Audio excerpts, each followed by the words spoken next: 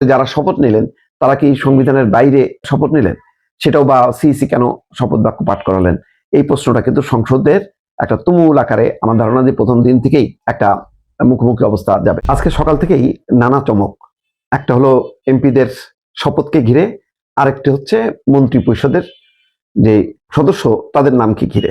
শেষ পর্যন্ত দেখা যাচ্ছে মন্ত্রী প্রতিমন্ত্রী মিলে 50 সদস্যের একটা ঢাউস মন্ত্রিসভা। আগে বলা হচ্ছিল যে এটা আকারটা ছোট হবে, 35 বা 37, কিন্তু সম্ভবত নানা মেরুকরণ নানা হিসাব নিকাশ করতে করতে বাড়লো।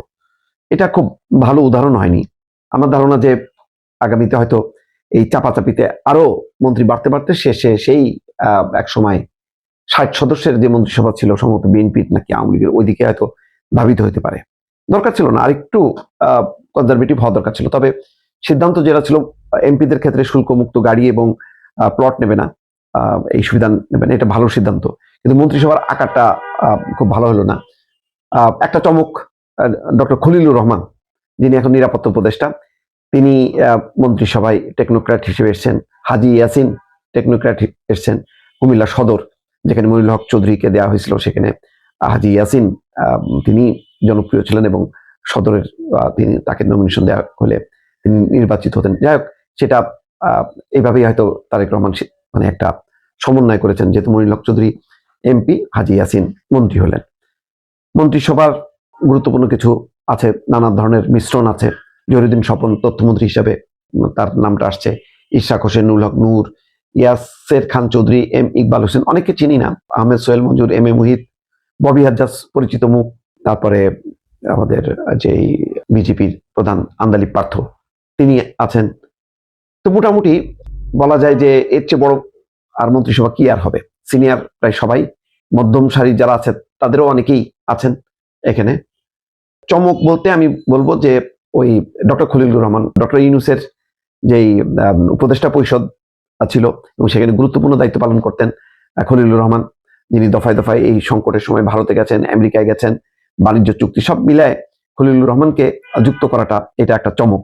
যে বলা হচ্ছিল যে একজন দুজন যুক্ত হতে পারেন, তার মধ্যে দেখা গেল ডক্টর খলিলুর রহমান এসছেন। এখন বাকি চমকের মধ্যে হলো শুধুমাত্র গণপরিষদের সদস্য হিসেবে শপথ নিয়েছেন জামাত এবং এনসিপির সদস্যরা, বাকি স্বতন্ত্ররা কেউ নেয়নি। স্বতন্ত্র সম্মত 7 জন কি 9 জন। তো তারা আস্তে আস্তে বিএনপির সাথে মার্চ করবে। তো বিএনপি একটা নিরঙ্কুশ অবস্থান রয়েছে এবং তারা একটাই শপথ নিয়েছেন সংবিধান অনুযায়ী, যেহেতু গণপরিষদের সংস্কার পরিষদের সদস্য হিসেবে তারা বলেছে যে এটি সংবিধানের অন্তর্ভুক্ত না, সুতরাং এই বিষয়ে তারা আগে অন্তর্ভুক্ত হবে, তারপরে তার আলোকে শপথ নেবে।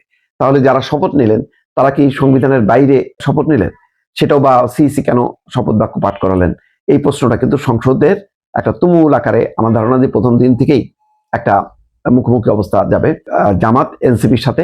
বাকি সদস্যদের অর্থাৎ বিএনপি এবং স্বতন্ত্র সদস্যদের তুমুল তর্ক বিতর্ক হবে যে একই সঙ্গে দুইটা শপথ হয় কিভাবে। তারাও হয়তো বলবেন যে মানে যেই গণভোট হলো, গণভোটের আওতায় বলা হয়েছিল যে জুলাই সনদে সংবিধান সংস্কার পরিষদ হবে, সেই পরিষদের সবাইকে শপথ নিতে হবে। তাহলে কে সংবিধান ভায়োলেট করলো বা কে গণভোটের বিধান ভায়োলেট করলো, এটি নিয়ে বোঝা যায় বেশ উত্তপ্ত হবে। মোট কথা প্রথম দিনই একটা বেশ সাড়া জাগলো, নানা ব্যতিক্রমী ঘটনা। যে সিইসি প্রথমবারের মতন এমপিদের শপথ পড়ালেন, প্রথমবারের মতন একই সংসদে দুবার শপথ অনুষ্ঠান হলো, একবার এমপি হিসেবে আরেকবার হচ্ছে গণপরিষদের সদস্য হিসেবে। এইসব বিষয়গুলো নিয়ে সরকারের একেবারে বা পার্লামেন্টের শুরু থেকেই যে একটা জমজমাট তর্ক বিতর্ক চলবে, এটি বলার অপেক্ষা রাখে না।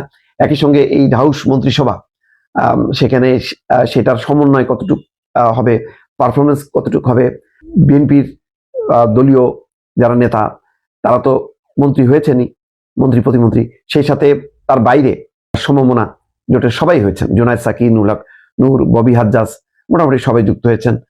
সাদাত হোসেন সেলিম, তিনি এলডিপির সভাপতি ছিলেন এক অংশের, তিনি কেন যুক্ত হলেন না একটু আমাকে অবাক করেছে। তার নামটাও আসছিল সম্ভবত সেখান থেকে ওই কোটায়। তিনি আবার অবশ্য এখন বিএনপির সদস্য, যেহেতু শহীদুদ্দিন চৌধুরী এমপি হয়েছেন, হয়তো সেই কারণে সেই জায়গাটা তাকে অ্যাকোমোডেট করা হয়নি, হয়তো পরবর্তী পর্যায়ে অ্যাকোমোডেট করা হবে। মোট কথা মন্ত্রিসভা হয়তো ধারণা করা যায় যে এটি হয়তো শেষ না, কিছু হয়তো মাইনাসও হইতে পারে, কিছু প্লাসও হইতে পারে, এটাই নিয়ম। কিন্তু যেটা সমস্যা হলো যে 2 শপথ কিভাবে হয়, 2 শপথ নিয়ে পার্লামেন্ট শুরু হলে এটা নিয়ে যে কি পরিস্থিতি হয় দর্শক, সেটি এখন দেখার বিষয়।